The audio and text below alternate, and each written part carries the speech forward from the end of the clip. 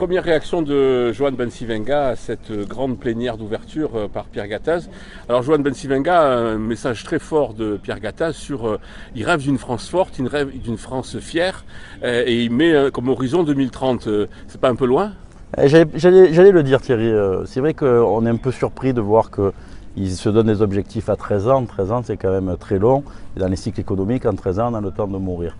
En tout cas, sur le fond du discours, c'est un discours qui est plein de positive attitude, plein de dynamisme, plein de nouvelles solutions, j'allais dire, intelligentes pour la France et pour l'économie française.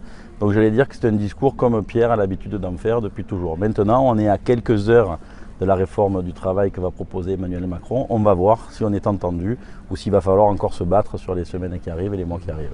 Parce qu'il le disait régulièrement, il y a eu des avancées importantes qui ont été faites précédemment, mais on a vu sur un certain nombre de mesures qui ont été prises que finalement il parle d'élastique. Finalement, ce qu'on donne d'une main, on le reprend de l'autre. Est-ce que c'est ce que vous craignez avec les ordonnances? On pense notamment au plafonnement des indemnités prud'hommes. On a vu qu'en revanche, les indemnités de licenciement allaient être augmentées de 25%, même si les indemnités de prud'homme vont être plafonnées. Est-ce que c'est pas finalement à somme nulle tout ça?